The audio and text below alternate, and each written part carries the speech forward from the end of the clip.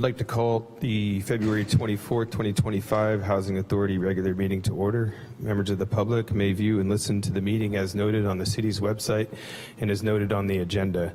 As a matter of housekeeping, I'd like to remind commissioners to keep their microphones muted unless they are speaking. The City of Santa Rosa is committed to creating a safe and inclusive environment free from disruption. We will not tolerate any hateful speech or actions and are well staffed to monitor that everyone is participating respectfully or they will be removed. If necessary, we will immediately end the meeting. Clerk, please explain how public comments will be heard at today's meeting. After each agenda item, the chair will ask for Housing Authority Commissioner comments and then we'll open up the item for public comment. Once the chair calls for public comment, please go to the closest podium in the upper tier of chambers. The clerk will unmute your microphone and start the timer. Speakers will be allowed to speak one time per item up to 3 minutes. Additionally, item number 7, there is one public comment period to speak on non-agenda matters, which is item number 7. This is the time when any person may address the Housing Authority on matters not listed on this agenda, but are within the subject matter jurisdiction of the Housing Authority. All right, item 2, remote participation. Clerk, have we been notified of any commissioners who have requested to participate remotely? No, we have not been notified of anybody who wants to be, remote participation. All right. All right, before I ask the clerk to do a roll call for attendance to assist with streaming the meeting and capturing commissioners as they are speaking, I want to continue to remind commissioners to please ask the chair to be recognized before asking a question or making a comment. This will allow time for the cameras to shift to a new speaker. Clerk, please call the roll.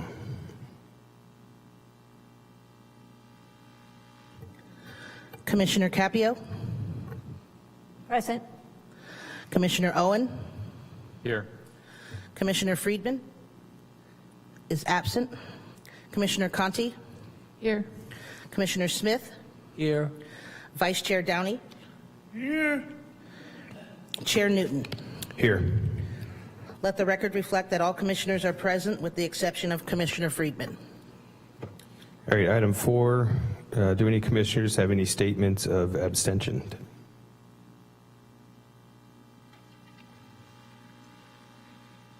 All right, item 5.1 is the Housing Authority Financial Report. Kate. Good afternoon.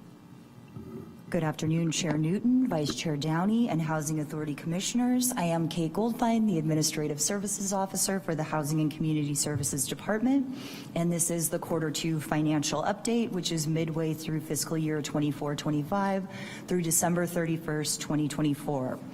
As usual, we'll start with expenditures, and I will focus on a few key areas and be available for any questions.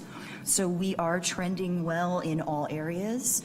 Commissioner Capio had emailed to ask how this year's expense compared to last year's expense at this time. And so I'll be noting that throughout the presentation.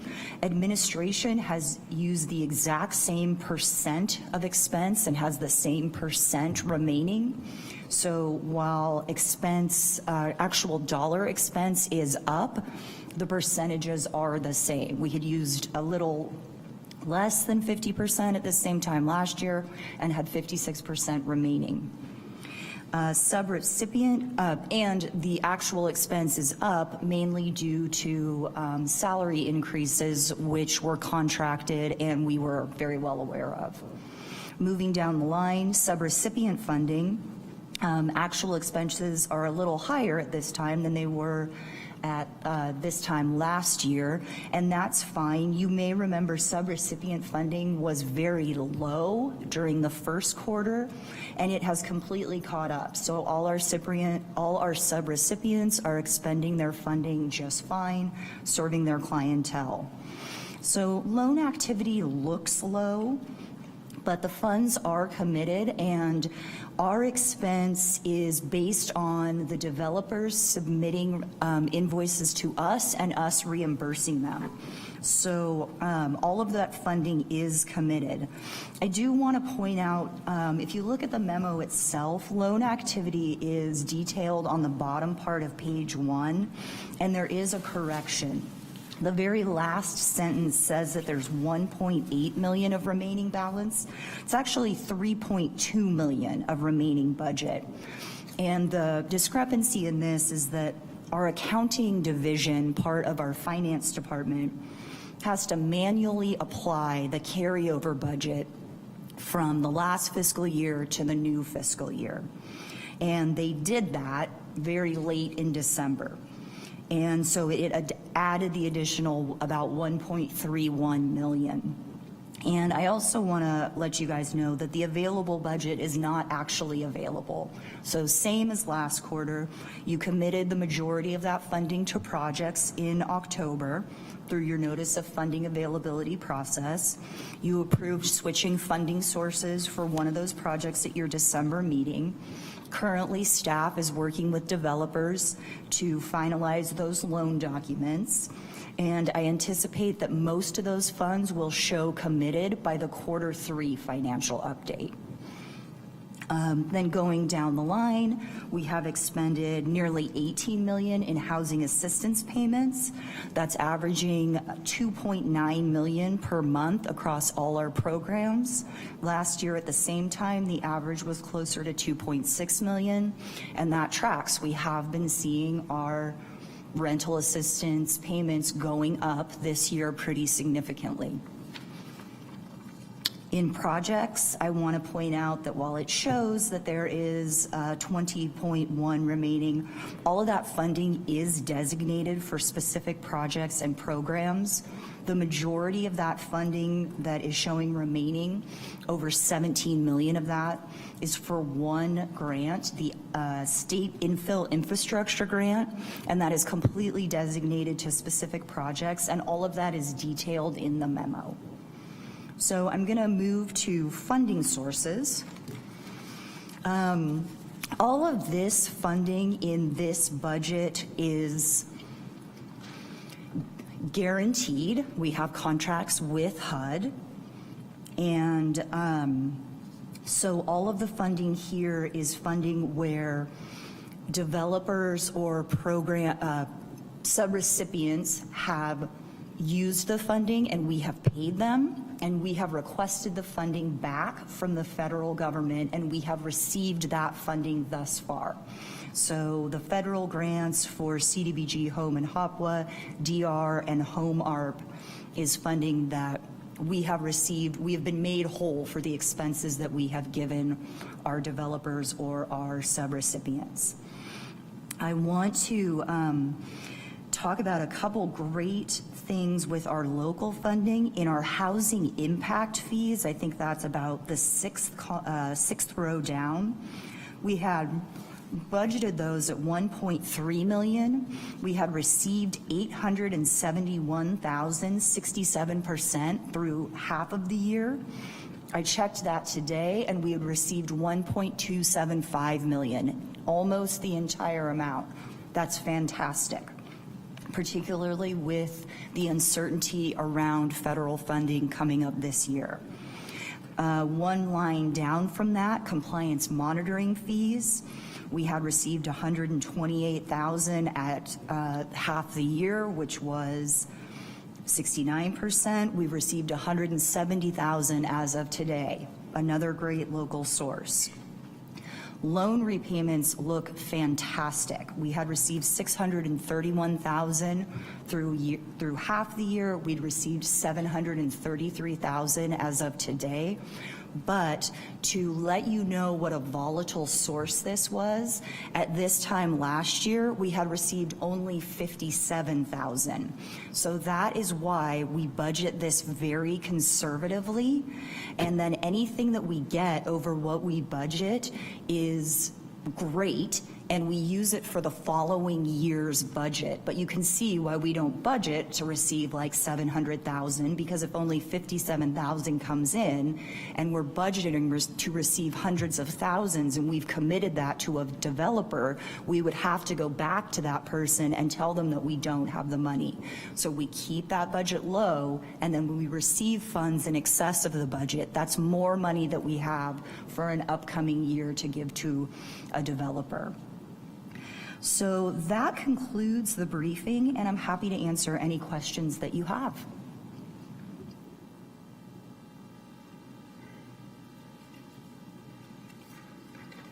Commissioner Capio?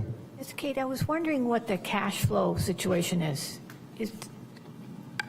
Right now, it's okay because the feds are reimbursing us, and we hope that that continues. Yeah, so we are closely monitoring that. For example, at the end of January, when there was the information that came out on the federal funding pause, we did draw down all of our January expenditures as quickly as we could to make sure that we were in a good financial position for those particular items.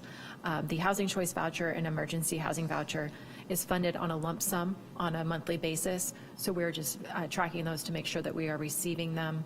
But the ones that we do seek reimbursement for are your CDBG, home, HOPWA, and then the state grants. So those have remained on track.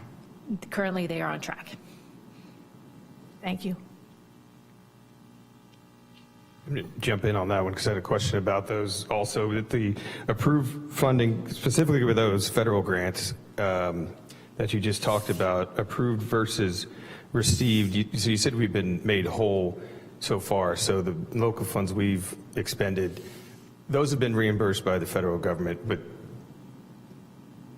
so is that when we say received, those are all funds we've expended that have been reimbursed, and approved funding is not dollars that we have expended yet, but that we've budgeted and we think we're going to spend in the rest of the fiscal year? So they've been granted to us. We have a signed contract with HUD that HUD has agreed to give us that funding. And then some of it is also program income. So it's loan repayments on federal funding that we have that's cash in hand. Okay. Yeah.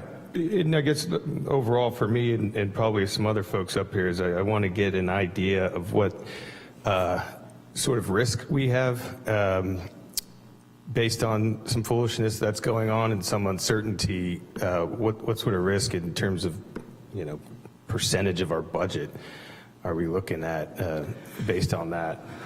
But you don't have the answer right now. I'm going to give it over to some other folks. I have a little bit of that. Yeah. So I was looking at CDBG and home and HOPWA right now. Yeah. So CDBG and home have been reduced or have remained flat over the past several years. So they are a smaller overall portion of our budget and have been growing smaller. So CDBG, home, and HOPWA make up less than 17% of our admin budget, and CDBG was 21% of our loan budget. And home provides tenant-based rental assistance to 36 clients. So it will be noticed if those were to go away. I would be shocked if the federal government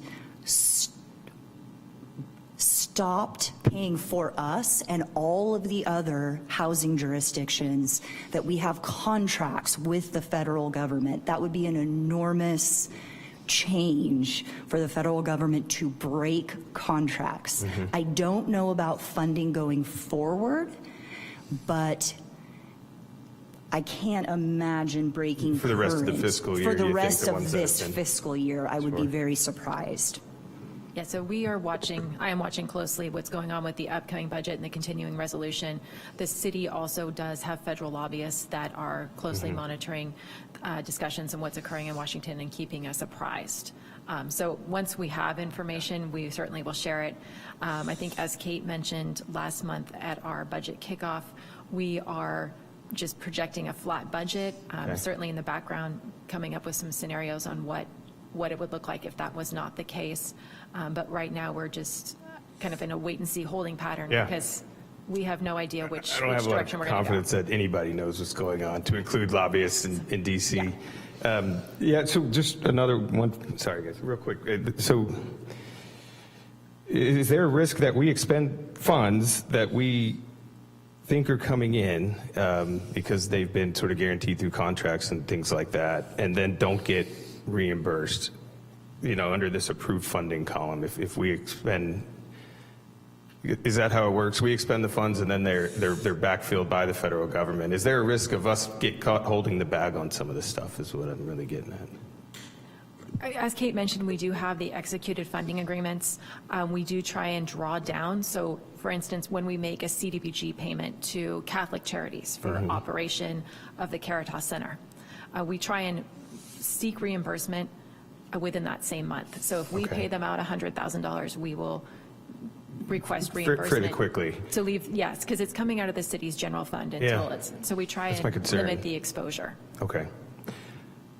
Thank you. I apologize, but you got onto that subject and I wanted to jump in. Do you have any other questions? Commissioner Conti? Yeah, hi. On the CDBG funds, does that come through the state, from the feds through the state?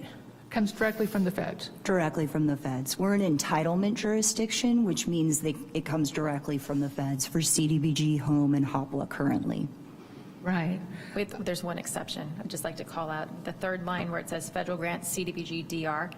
That is federal funding that does come through the state, and that's the disaster recovery grant. So that is the right. one exception to that, is that what's referenced here is CDBG DR for disaster recovery. So it comes from HUD to the state of California, HCD, and then we request reimbursement through HCD. Okay, okay. And last question here on this, might be a little off agenda, but I'm wondering, you know, there's a lot of talk about state-run health care systems and a lot of push and focus for California to get a single-payer system. Has there ever been any talk about doing a, you know, their own state housing authority? I mean, does that ever come up in your guys' world? I have not heard Okay. discussions of that. All right, thank you.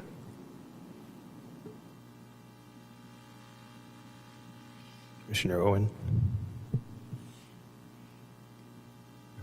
Thank you. So going through this on the budget, for the administration overhead, how many FTEs does that work out to be? I believe, although I would have to get you this, that it is 24. And is that that's stayed about the same for the last year or so? Okay. Yes. And then when you have the housing assistance payments and that's under contract through June 30, correct? With HCV payments of 40 million With- budget? I'm sorry, housing assistance payments. So we have 3 programs right now with that: housing choice vouchers, emergency housing vouchers, and tenant-based rental assistance with home. So we, you know what, I want to say that maybe vouchers are annual. So the tenant-based rental assistance is included in our home grant agreement. So that is one where we have a contract with HUD through the end of the year. The housing choice voucher program, so what comes up as housing assistance and emergency housing assistance, that is based on the calendar year, and they're currently operating under the continuing resolution. So that's one of the sources where we receive a monthly payment directly to us. We don't seek reimbursement for that, and right now it's on a month-by-month basis. And as we talk about number of vouchers and the dollar amounts, do we have any vouchers available, or have we capped out because of the dollar amount that we have allocated? So we currently do not have the financial ability to issue any more vouchers. We have a maximum allocation of 1,925, but it is coupled with the budget authority that we're provided by HUD. So if we exceed that budget authority, which we're currently at the limit, then it would need to come directly from the housing authority or the city's resources, which is not a financial option. And those vouchers are based upon looking at what the tenant can pay, and also, excuse me, the 30% that the tenant can pay, as well as what the fair market rental amount is. So that difference is what is the housing choice, is the voucher amount. Is that correct? The amount the tenant pays is based on their income, their household size, the unit that they are occupying, and then the other factor that I think is important to note is when we have project-based vouchers, we have a commitment to that particular development for the duration of that contract. A majority of them are 20 years. So we have executed 20-year agreements to provide those complexes with tenants at the FMRs for that particular unit size. But to the extent that the amount per voucher goes up, what happens if you've already at budget and the amount per voucher goes up? Then we are exceeding our budget authority. We go into shortfall, where you have to work directly with HUD to address your financial limitations. We stop issuing vouchers, and then HUD will work through the process with you, is the hopeful solution. Okay. Other question I had was, Kate, you made comment that all funding sources are guaranteed at this point in time, the current budget, and so is that through June 30 calendar year, through June 30? Through June 30 for CDBG, Home, and HOPWA, and Home ARP. As Megan mentioned, the federal grants for HCV and EHV are on a calendar year, but we are just going through each continuing resolution with the federal government at this point. Okay. And then the loan repayments, is that because of property sold and they had to repay? No, it's residual cash receipts. So it's not, okay. And there are instances where a property is sold and we do receive the repayment of the principal, and if there's any accrued interest. For example, Social Advocates for Youth recently sold through their bankruptcy proceedings their Ripley Street shelter, and we were repaid the principal balance of our loan. Was that a good chunk of what you're showing here? No, it was No. only $47,000. Okay. Okay, thank you. Commissioner Conti. Yes, under the funding, at the very bottom, other, this is the rental assistance division participants. Why is there so much, what's going on there? Why are we receiving so much back funding? So that is when someone has received more rental assistance than their income allows, and they have to repay it to the housing authority. Okay, yeah, but why so much? It looks like, So we hope that we are catching that, and that our program participants are letting us know as soon as possible when their income changes, and that doesn't always happen.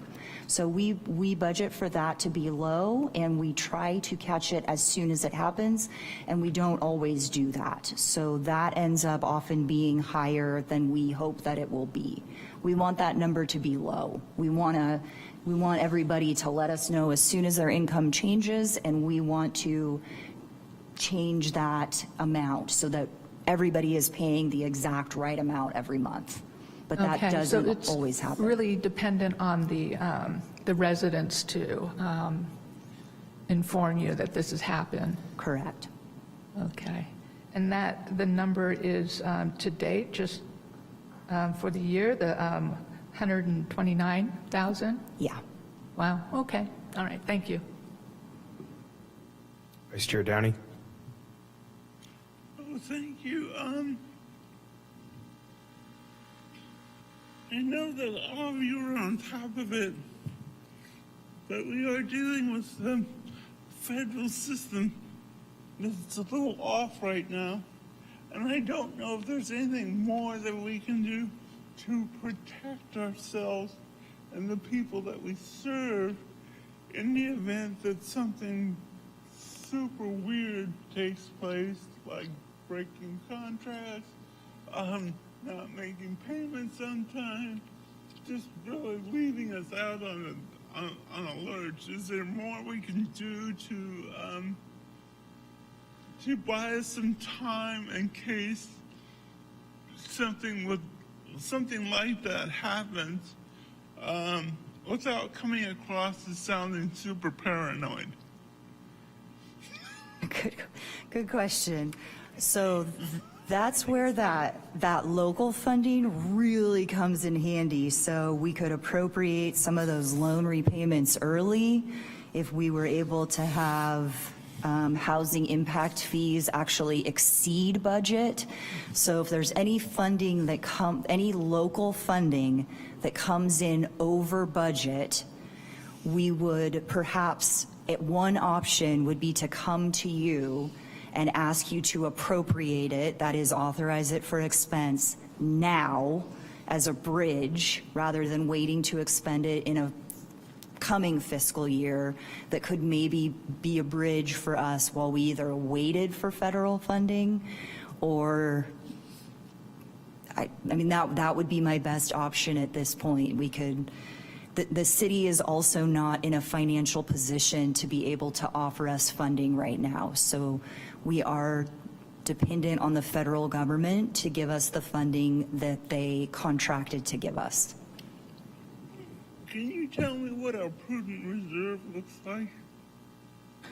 Yes, so the housing trust is, per the Housing Authority, has to have a reserve of 15% of its administrative expenditures, and it does. It's a little higher than that. The Housing Choice Voucher Program, as it is 100% federally funded, is not allowed to have a local reserve. So HUD keeps all of that money for us and divvies it out. And then, is there a way that we can get the attorneys involved if they decide to get really weird? Is there a way that we can get our attorneys involved if they get really weird with paying and playing by the rules? It won't only be us, it will be every housing authority in this country. And again, that's a great example of how the city can leverage its lobbyists, the federal level, as well as our congressional representatives and senators. So they have been in contact, and everyone is monitoring the situation closely to make sure that communities are not left exposed. Thank you. I have similar sentiments, you know, weird things happening, stuff like that. And, you know, I know what's supposed to happen and what we've seen happen, and a lot of this is going to play out in the courts. But there's still no guarantee that we're going to get paid for even the things we've been contracted for. But along those lines, and I appreciate the info on the reserves and how we could maybe cover some stuff while court cases play out, things like that.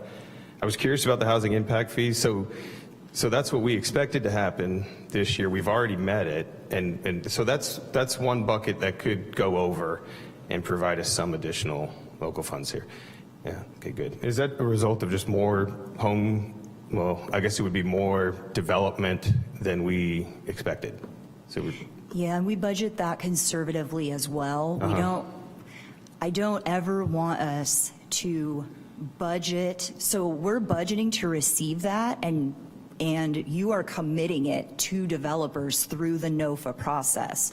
So let's say we budget 1.3 million and we only receive $1 million. That's $300,000 that we are now negotiating with a developer to say maybe don't spend it until the next fiscal year, and now we're borrowing against money that we are hoping to get in a further year. So we're always watching this and being very conservative with it. So does that make sense? yeah, absolutely. So that's why we're so conservative. Yeah. Well, I appreciate it. Does anybody else have any other questions on this? I appreciate what you guys are doing. This is a tough environment to operate in. It's tough enough as it is doing this work, but particularly with all the uncertainty going on. But it sounds like you guys are taking whatever precautions you can, you know, to address at least some of the concerns up here. All right. We'll do a public comment on item 5.1.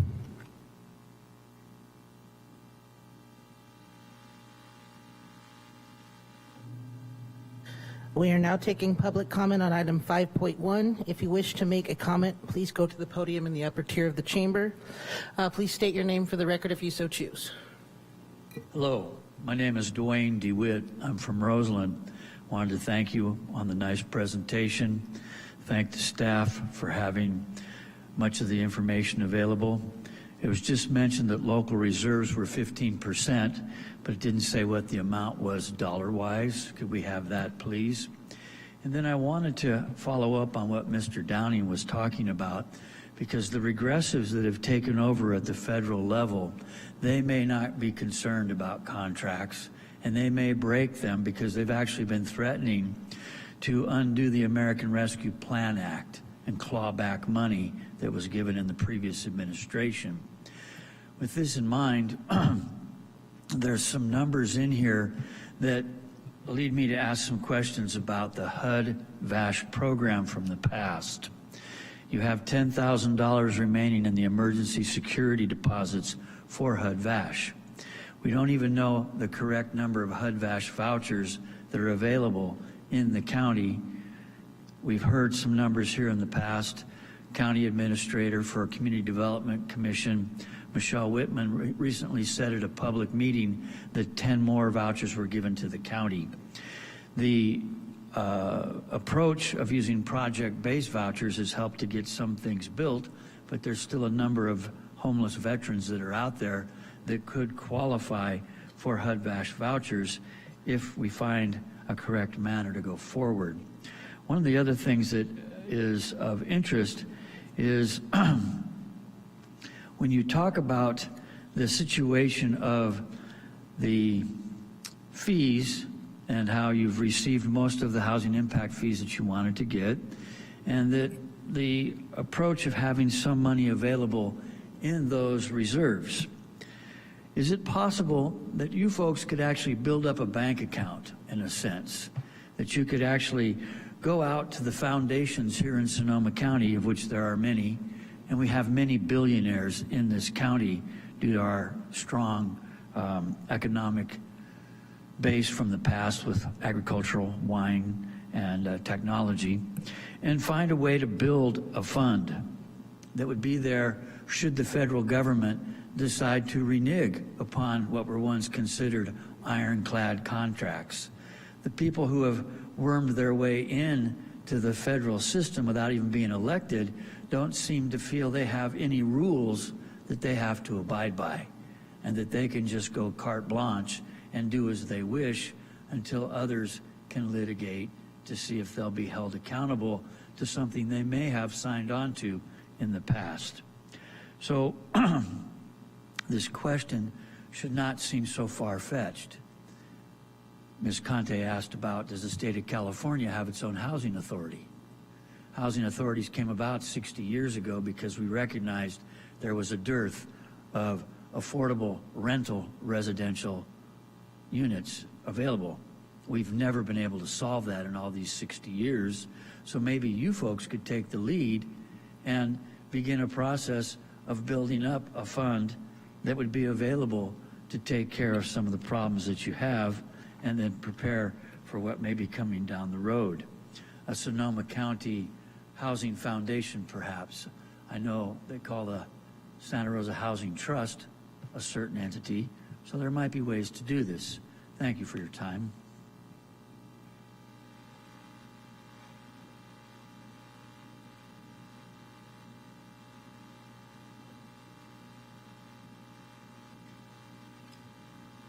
Let's see anybody here. Are there any other?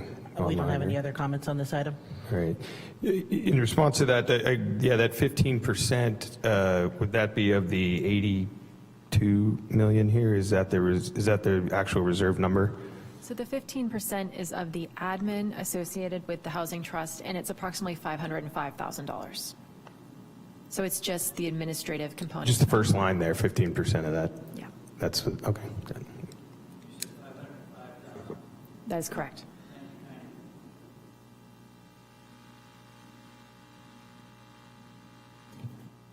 All right, on to item 6, the study session, overview of the Brown Act and conflict of interest laws. Sabrina. So Sabrina Wolfson, our general counsel, will be providing an overview of the Brown Act and conflict of interest laws.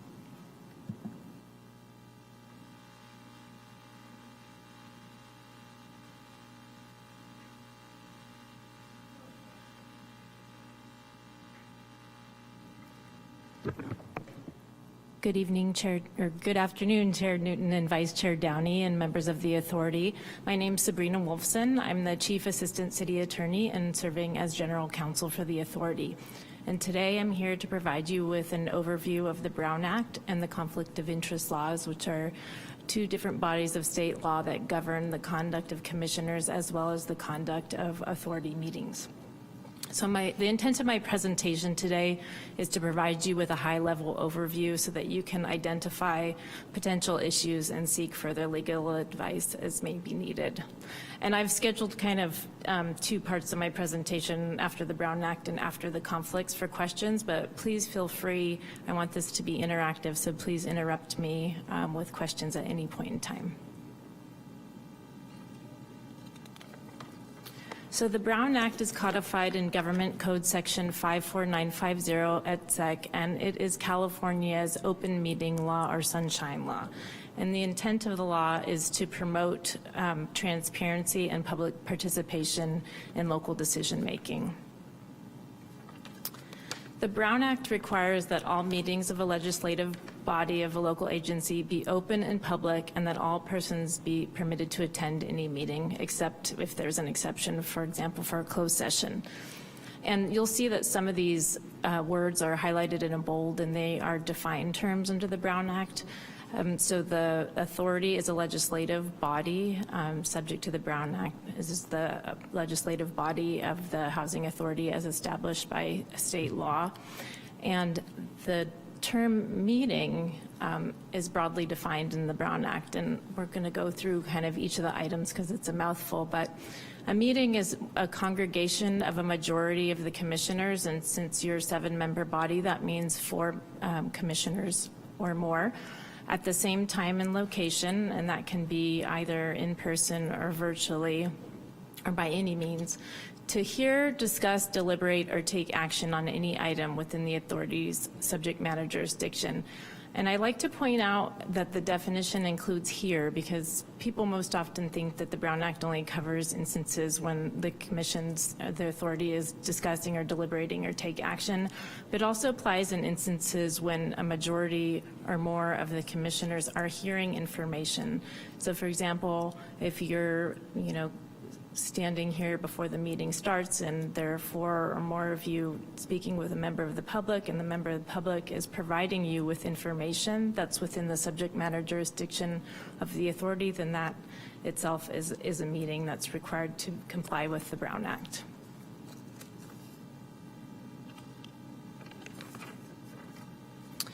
So while the definition of meeting is quite broad, there are exceptions enumerated within the Brown Act which permit a majority or more of the authority to come together outside a noticed Brown Act meeting. So the first instance is individual contacts or conversations between commissioners and any other person. So commissioners can have individual communications with members of the public or with staff. And I have the caveat there that provided there is not, those communications don't result in a serial meeting, and we'll touch upon serial meetings in a minute.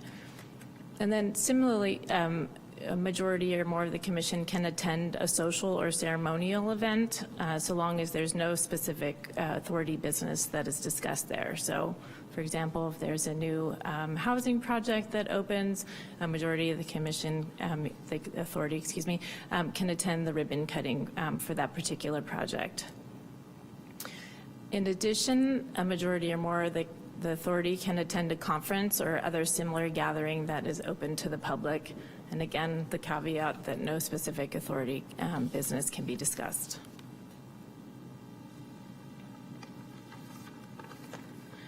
The fourth exception is for open and publicized meetings not organized by the city that address a topic of local community concern. So this is the community meeting exception, and the important part here is that the meeting not be organized by the city.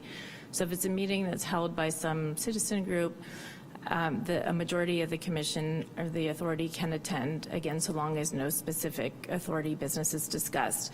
If it is a meeting that is hosted by the authority, then in that case, the Brown Act would apply and only a less than a majority of the authority would be able to attend.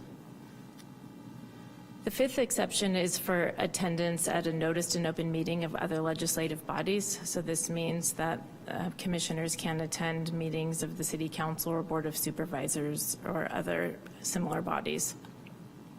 And the last one, which I don't think applies to the authority, but if there were to be a standing committee established by the authority, then a majority of the authority could attend that standing committee meeting, so long as those commissioners that are not part of the standing committee simply observe the meeting.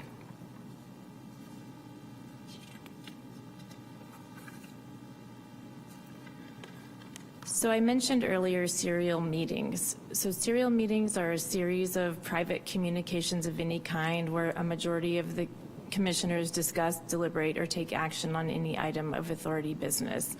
And these types of serial meetings can occur directly, indirectly. They can occur through intermediaries. They can be in person or via any technological device such as phone, email, text, Zoom, or social media. And serial meetings are strictly prohibited because they deprive the public of a meaningful opportunity to participate in the decision-making process. So serial meetings can occur in two ways. There's the daisy chain where Commissioner A talks to Commissioner B, talks to Commissioner C, such that a majority of the authority has then discussed an item outside of a public meeting.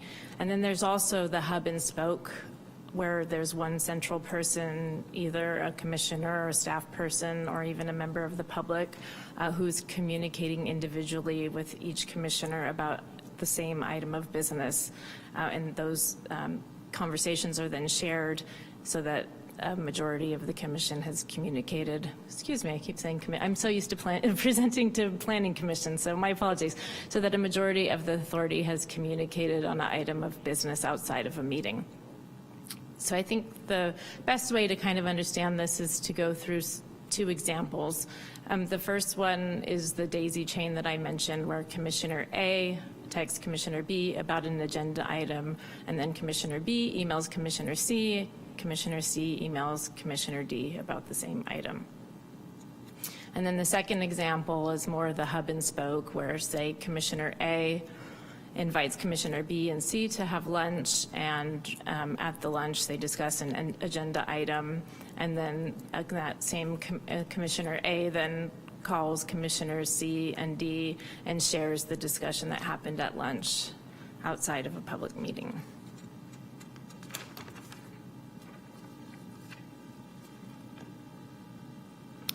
So there are two exceptions to the serial meeting prohibition, and the first one is for individual conversations with staff.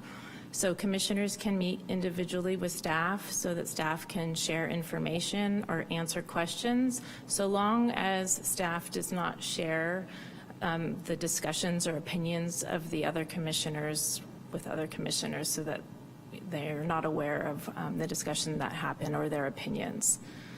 And then the second exception is for use of social media, and this is a newer exception where commissioners can use social media platforms to provide information to the public and to solicit opinions about authority business. However, commissioners cannot respond to any of those communications, including, any comments or even using a digital icon such as a like or an emoji.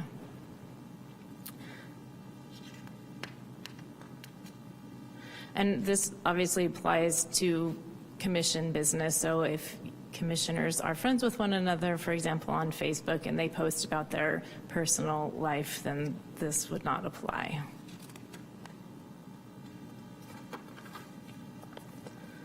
So I've included a few tips for avoiding serial meetings. The first one is to educate the public and applicants and developers about the Brown Act, because sometimes serial meetings can happen as a result of third parties over which you don't have control. So if you're meeting with a member of the public or an applicant, You might want to tell them about the Brown Act, like, I understand that you might be meeting with other commissioners, and if so, that's okay, but please don't share with me the content of your conversations, because that could result in a serial meeting in violation of the Brown Act. And if there's a Brown Act violation, that could impact the authority's decision on your project. The second tip is, before you engage, as I mentioned before, individual communications between commissioners is permissible so long as it's less than a majority and it doesn't result in a serial meeting.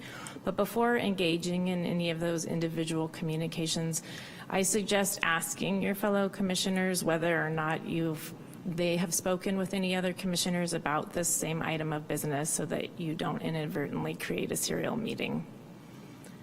The third tip is to communicate any information that you desire to share with your colleagues through staff. So if there's information that you want to share with your fellow commissioners, I suggest providing it to staff, and then staff can distribute it to the other commissioners, without attributing the information to a particular commissioner. And the last one is that not to use the reply all function on emails, because that can lead to an inadvertent Brown Act violation. And I always, caution staff when sending out emails to blind copy commissioners. That way there is no opportunity to reply all and don't result in an inadvertent Brown Act violation.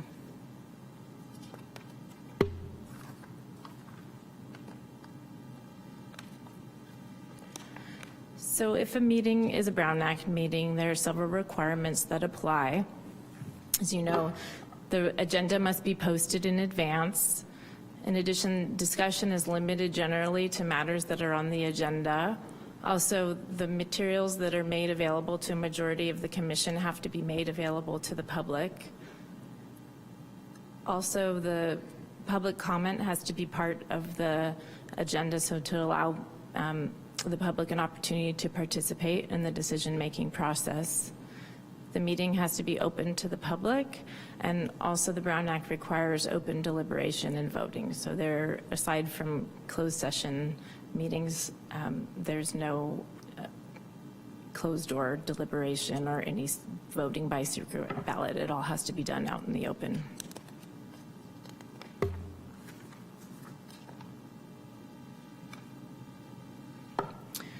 So for the notice and agenda requirements, each agenda has to contain a brief description of each item that's going to be discussed. And the purpose of this is to provide enough information for members of the public so they know in advance what the item entails and know whether or not it's of interest to them and that they want to come to participate in the meeting. The agenda also has to be posted in a physical location that's accessible to the public and online 72 hours in advance before a regular meeting. And for special meetings, there's 24 hours in advance. And the agenda has to be mailed to those who filed a written request to be notified. And then the agenda has to also be made available in appropriate alternative formats to people with disabilities.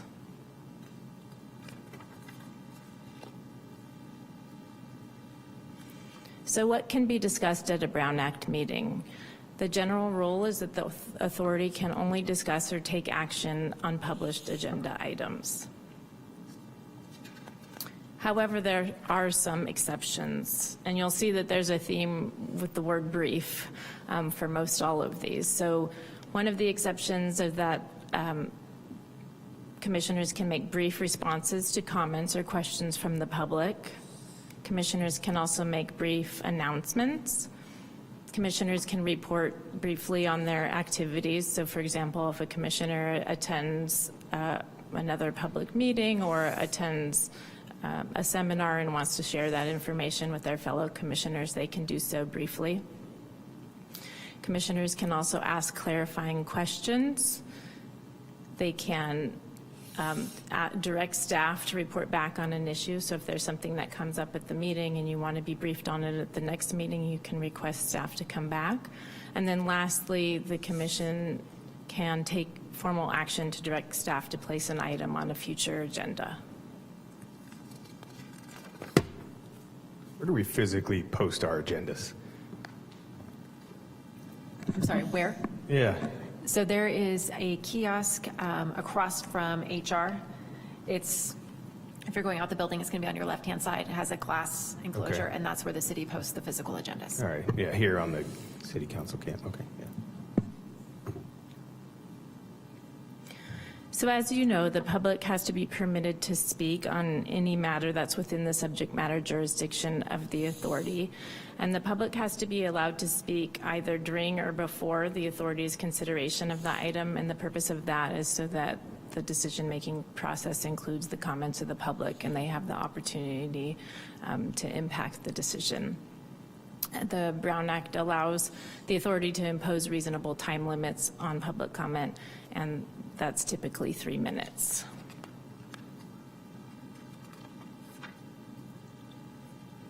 So what happens if there is a violation of the Brown Act?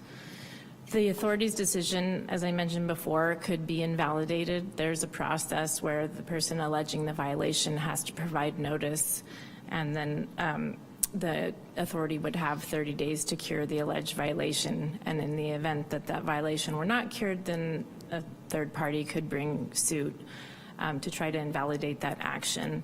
And if the plaintiff were successful, then there could also be an award of attorney's fees and costs. And then lastly, if there's a knowing violation of the Brown Act with intent to deprive the public, then there could be criminal prosecution and fines. So any questions on the Brown Act? Vice Chair Downey. So hypothetically, if I'm not understanding acronyms or something like that, and I reach out to a colleague to clarify an acronym, am I putting both of us at risk of violating the Brown Act? As I mentioned, there is an exception for individual communications, so you can contact an individual commissioner so long as that communication itself doesn't result in a serial meeting. So if you just reached out to one person to ask for clarification about an acronym, that would not in and of itself be a violation of the Brown Act. So, and the same thing would be with banking. Excuse me? The same thing would fall with banking. Banking? If I have banking questions or financing questions in general, would I be putting anyone at risk? Well, for those questions, I always recommend contacting staff, and then staff could help find information for you and distribute it. That's always the safest route. But it wouldn't prohibit you from... Megan. Yes, if commissioners have questions, they should direct them to me. But in this scenario, if he called one person up and to discuss some sort of finance issue, I mean, it's two people, so it's not Correct. a quorum. Yeah. Yes, yeah, individual contacts are permitted. Yes. Call Jeff on those things. Commissioner Capio. Yes, I have a question about if an applicant for funding contacts me and we meet, am I obligated, or is there a practice of telling my fellow commissioner that I've met with that applicant? Typically, that's done during disclosures as part of the agenda item. Okay. Yes, thank you. Commissioner Conti. Yeah, I think I probably know the answer to this already, but I guess I'm wondering if I had, say, information that I wanted to share that had relevance to like historical trends in housing authority or something. It's not necessarily related to housing authority business, but it's, you know, a reference to housing authority. I could send it individually, or don't send it to everybody, or what would be, or is it okay because it's not related to direct business? Well, the rule applies to anything within the subject matter jurisdiction of the authority, which is quite broad. It's not a defined term, but here the housing authority is established by statute, so the scope of its subject matter jurisdiction is anything essentially related to, housing, affordable housing. So in that instance, there could be a Brown Act violation regardless if you send the email individually or if you send it all at once. So my advice is to send it to Megan or other members of staff that can then distribute it to the authority. Okay, all right, great, thanks.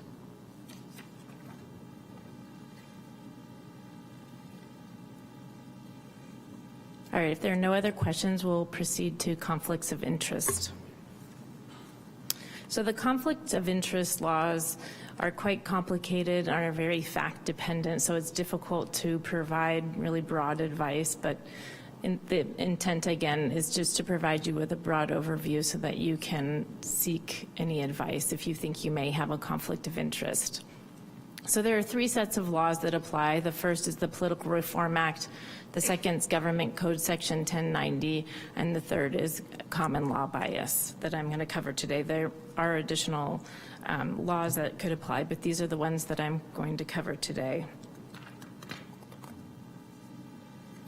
So I'll start with the Political Reform Act, and the Political Reform Act is codified in Government Code Sections 81,000 at SEC, and it prohibits commissioners from being financially interested in any authority decision. And if a commissioner has a financial conflict of interest, they have to recuse from the decision and not attempt to influence the decision. So the basic rule is that no commissioner shall make, participate in making, or any way attempt to use their position to influence a government decision if they know or have reason to know that they have a financial interest in the decision.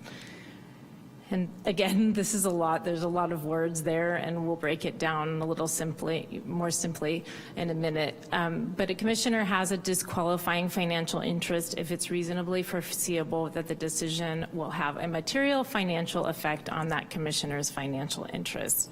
So the different elements are, you are all public officials subject to the Political Reform Act. We'll talk about what types of financial interests there are that you may have, and for the reasonable foreseeability is determined based on regulations. So the Fair Political Practices Commission has promulgated regulations that specifically set out when the reasonable foreseeability test, as well as for each type of financial interest, when that type of financial interest might result in a material financial effect.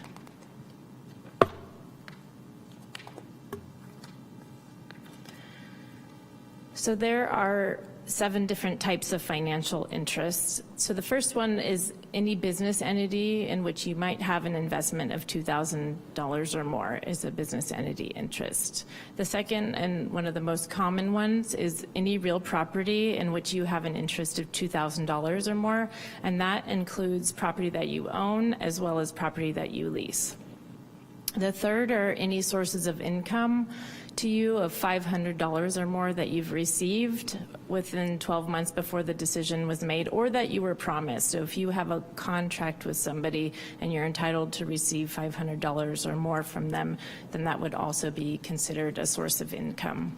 The most common source of income is your employer.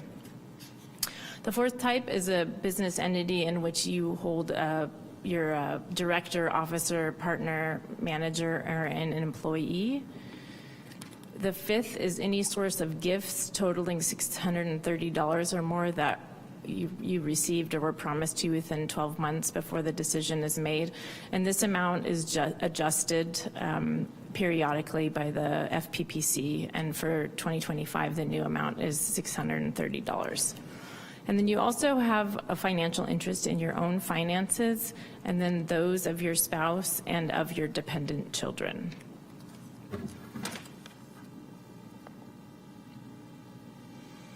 So when is a financial effect material? As I mentioned, the FPPC regulations set out different tests for each type of financial interest, but one of the more common ones is real property interest. So and this rule applies for property that you own.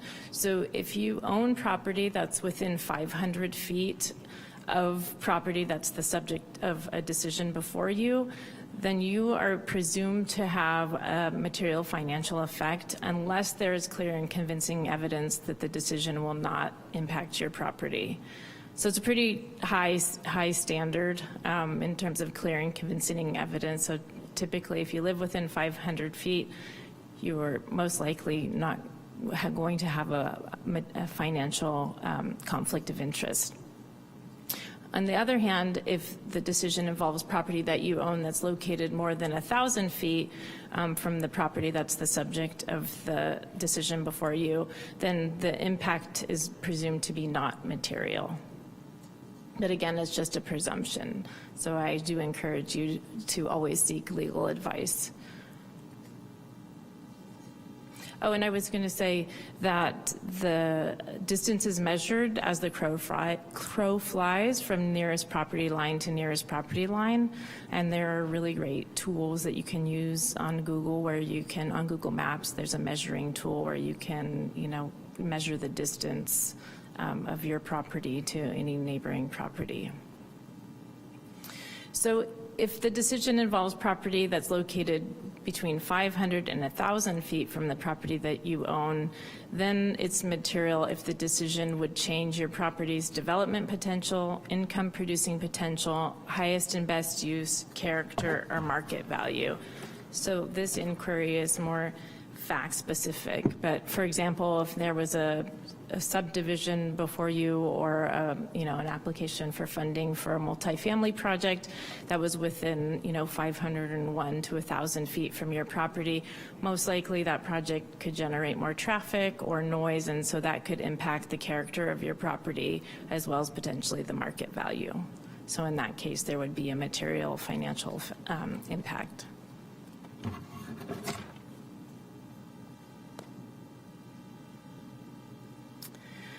So if you have a conflict of interest, you have to publicly identify the financial interest that gives rise to the conflict. So if somebody is a source of income to you, if the applicant is a source of income to you, then you would, after the item has been announced, then you would identify that you have a source of income interest in the applicant.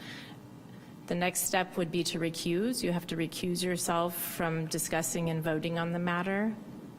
And then in addition, you cannot discuss the matter. You can't use your position to try to attempt to influence the decision in any way. So you cannot discuss the matter either during the meeting or before the meeting with staff, commissioners, or any other city officials. And then lastly, unless the item is on the consent calendar, then you have to leave the room until the item is concluded.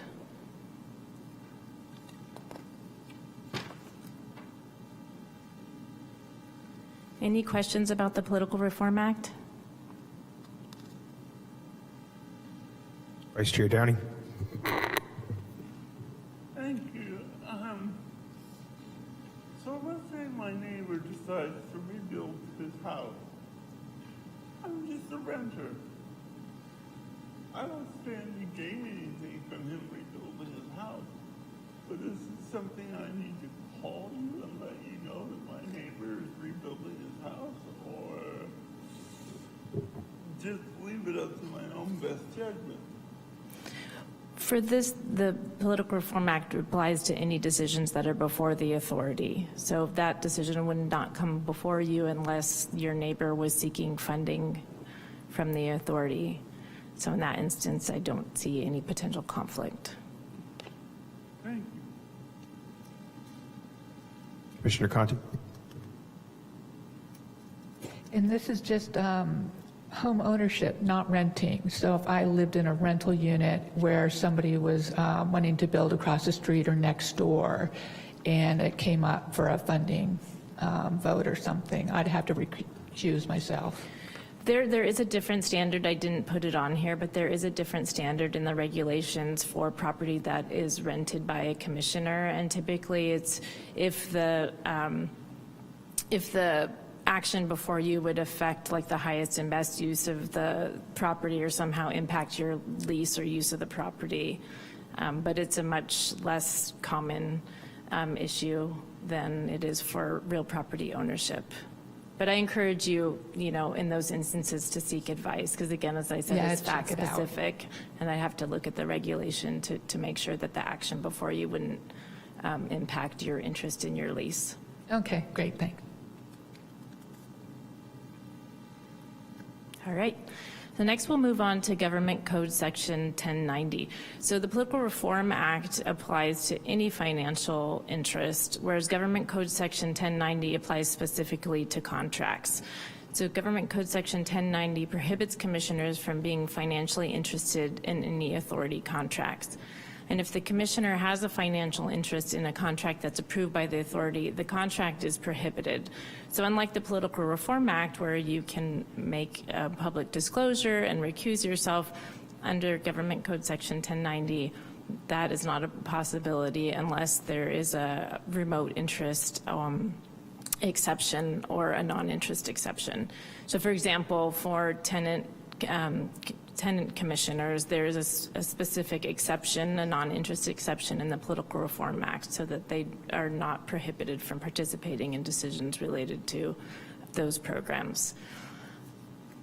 There's a different standard, and most of the actions taken by the authority are final actions, but if the authority is making a recommendation to, say, City Council, then there's a different standard that applies, and in that case, if a commissioner were to have a financial interest in a contract that was to be approved by the City Council, for which the authority makes a recommendation, then the contract wouldn't be prohibited so long as the commissioner wasn't involved in making that contract or negotiating it in their official capacity, and that the commissioner then also recuses from that item.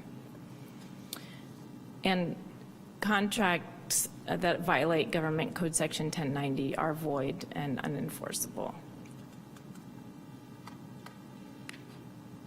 And I would just say that unlike the Political Reform Act, where financial interests are defined and they have certain limits, under the Government Code Section 1090, there isn't a definition of financial interest, and it's much broader. And so the whole idea is that is to prohibit commissioners from putting their own personal interest above their duty to the public. And courts have defined financial interest as any financial interest which might interfere with the official's devotion to public duty.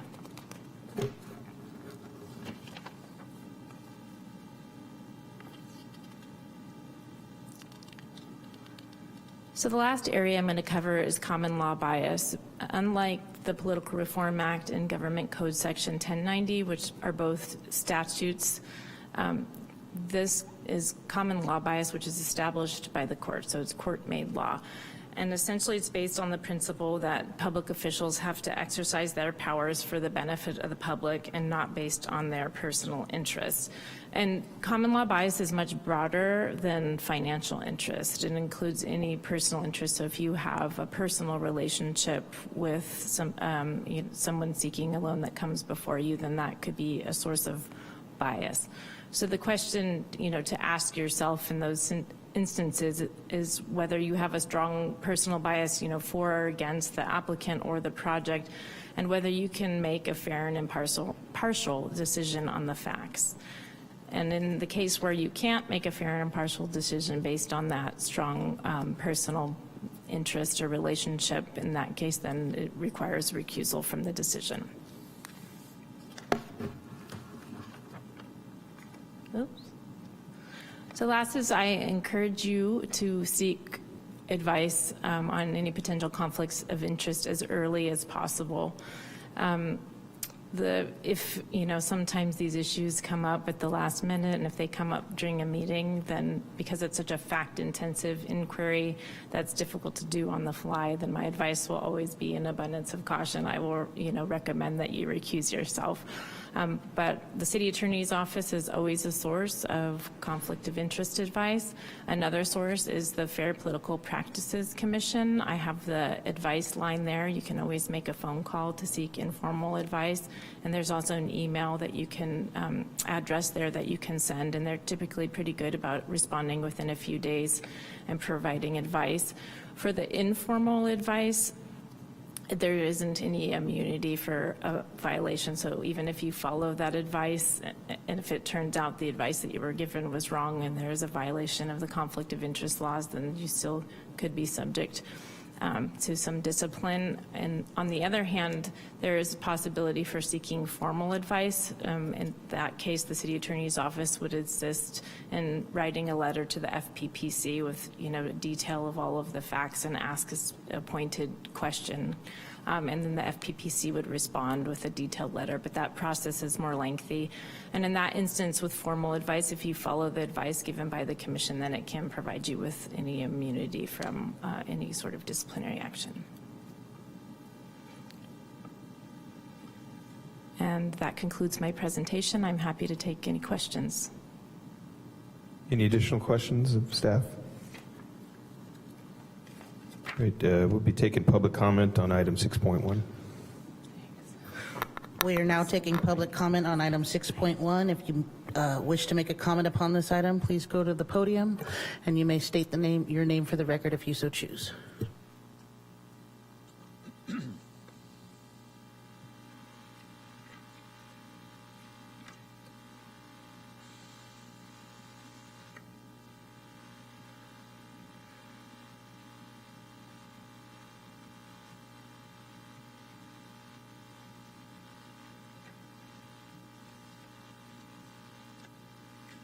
Hello, my name is Dwayne DeWitt. I'm from Roseland. Thank you for that nice presentation, and I wanted to reference a couple of things that are important. On slide number 11, it points out that it requires meeting materials be made available to the public. And in the past, before COVID, there was always a binder up here, and the binder would have all of the materials for that day's meeting. It would have not just the listing of what the item was, but the background information that was there for the item.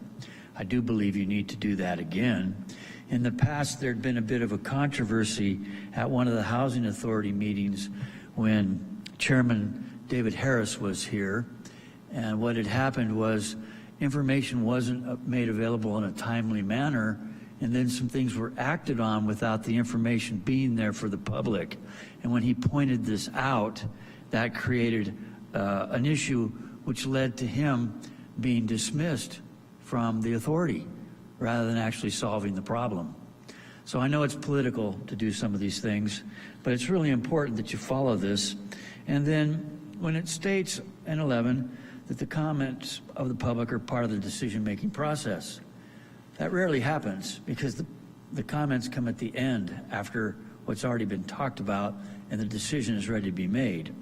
So on the next thing that's important to keep in mind is slide number 14. Right at the beginning, it says, "A brief responses to comments or questions from the public," and she pointed out it's allowed, and you could do that. But the city of Santa Rosa has a policy of saying, well, no, we're not going to talk to anybody in the public who's made a comment. So that must be the city's personal viewpoint. That's what's really important, because they portray it as if it's the Brown Act saying you can't do that. But it says right here, you can do it. So don't be bashful. If you want to talk with folks, go ahead and do that. Now, one of the things that's also most important is it points out if there's a violation, the decision could be invalidated. Now, in the past, the reason why these things haven't come up is no one's really sought to try to invalidate a decision. It takes some money, takes some time with the Fair Political Practices Committee, stuff of that nature.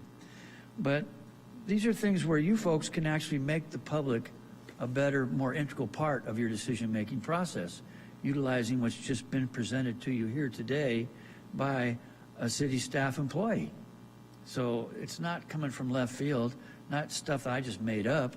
It's things that we know about that do exist and have existed for a really long time. I'm on a board myself, and I try to do the best I can to be helpful to the public to be a part of the decision-making process within these guidelines. And I thank you for all your hard work as volunteers.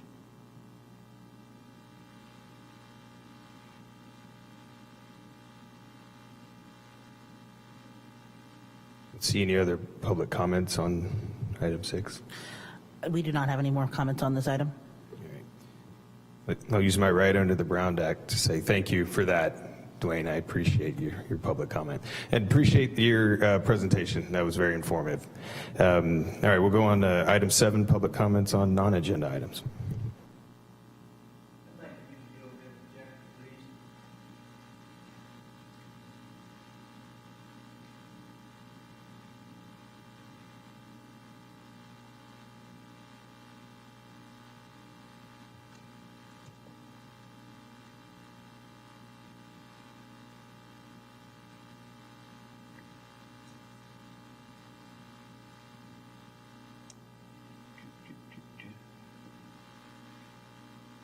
They told me earlier it works, so I'm not here just wasting your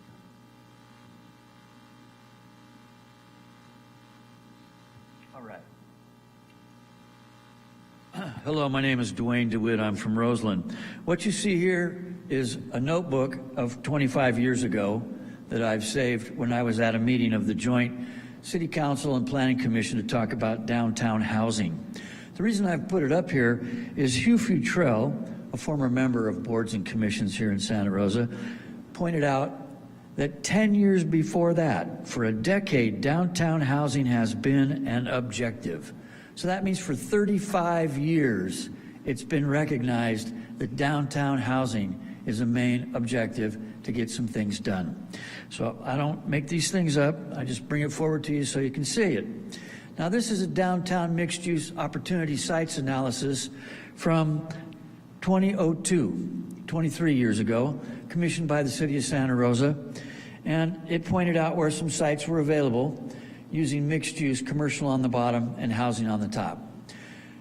Apparently, this stuff gets put on a shelf, and then you folks aren't educated about it. I don't know if anyone's ever told you about these things or showed them to you and said, hey, looky here, this is something that's important.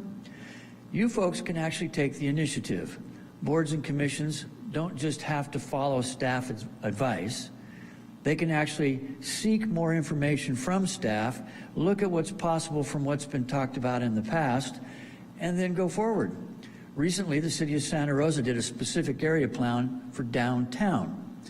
You might not know, but downtown in that plan stretches over into Roseland, over onto Sebastopol Road and Dutton Avenue, up to Highway 12 here, and over through up to the railroad area, the depot as we called it when I was a kid. Before there were freeways, Roseland was part of the town, much easier, okay?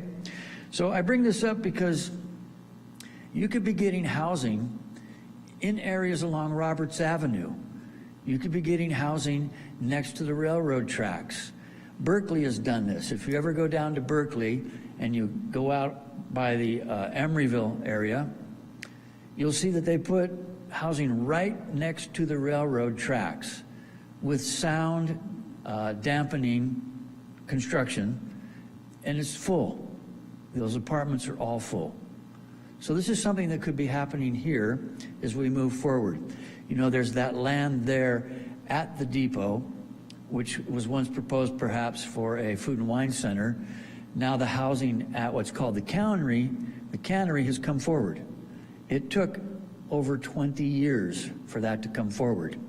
In 2004, I was in an affordable housing studio in the graduate program at UC Berkeley's City Planning Department, Community and Housing Development, and that cannery project was discussed because the economic instructor for that class was the financial advisor for that project.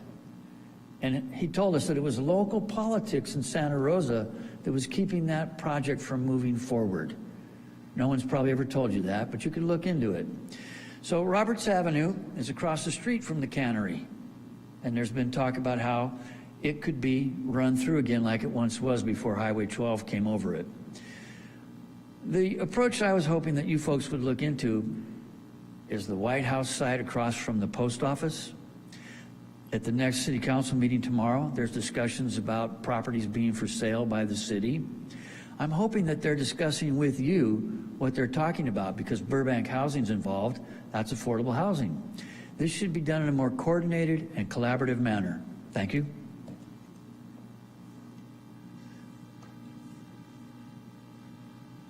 We don't have any other comments on this item. Okay, thank you for that. Item 8, approval of minutes. Do any commissioners have any amendments to the minutes? Okay, we'll open public comment on item 8.1.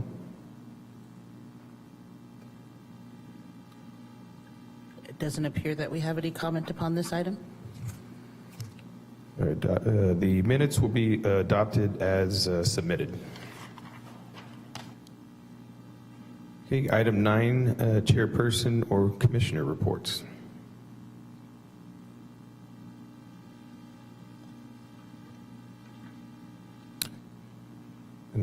Okay, no reports today, and item 10, no committee reports either.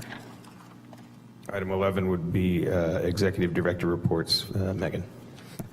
Thank you. Attached to this month's agenda is the monthly update to the pipeline. I'd just like to call out a couple projects that are identified in red.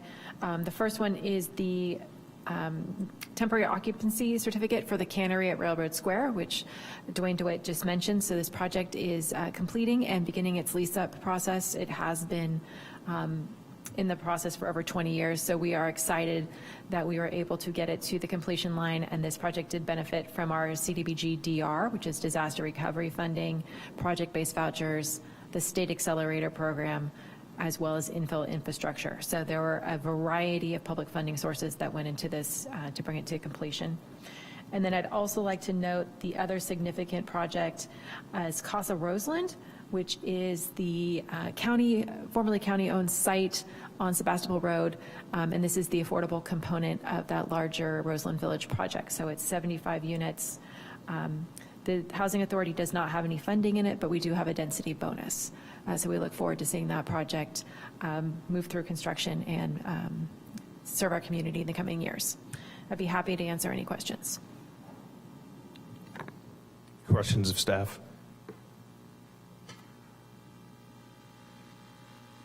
Real quick, that local contribution line, what is that?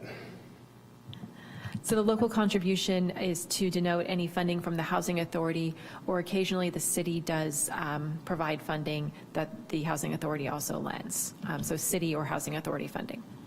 Would that be NOFA funds from us then? NOFA funds, or the city has run its own solicitation back in 2016-17. There was a solicitation process through the city itself. Okay. Appreciate that. If there's no questions, no additional questions, Commissioner Smith. Are you anticipating any new future developments coming up? We've just been seeing the one on Acacia Lane. Have you heard any other ones that could be added in the next year or so? So generally, we'll learn about new developments once we issue our annual NOFAs. That's when we have developers come in with more concrete plans. There are a few projects on here that, if they are to receive tax credits or funding through HCD, we could see advance to construction. That'd be Laurel Phase 3, Ponderosa Village, Caritas Phase 2. So there are a couple other projects that may have an opportunity to start construction in the next year or so, if they were to receive funding from state resources. Megan, can you remind me, we only do this once a month, so I think I forget things in between, but the in the comments, how is the project 100% affordable? But the affordable units, I'm talking about Casa Roseland specifically, but there's a couple other ones in there where there's 75 units, but only 28 are affordable under that column. But then when you go to comments, it says the project is 100% affordable. Correct. So in the case of Casa Roseland, and then this also occurs on the Santa Rosa Avenue apartments and the Kiwanis Springs Avenue apartments, we don't have a local funding contribution, so there's a density bonus in all three of those cases, so we restrict the units under the density bonus. So in the case of Casa Roseland, that's 28 out of the 75 units. And then you would see a similar occurrence with Santa Rosa Avenue. It's, I just lost track of the line. There it is. It's 154 total units, 35 units through the density bonus. Okay, then why does it say 100% affordable in the comments? Because the project is 100% affordable, so in the case of... You say you restrict the units, sorry to cut you off, but you mean you restrict a certain number of units for very specific, they're all affordable, but a portion of the units are designated for certain people, I guess, or? Casa Roseland, we are monitoring 28 units Okay. of the 75. The total project is restricted by the County of Sonoma, which was the property owner that sold it to Mid-Penn. They also have an agreement with HCD for the Affordable Housing and Sustainable Communities funding and other funding sources that they may have received. But we don't have a regulatory agreement that governs the entire property. Okay, thanks. Any other questions for staff? All right, we'll open up public comment for item 11.1. It doesn't appear that we have any comments on this item. Okay, and that'll do it. We'll adjourn based on that. Thanks, everyone.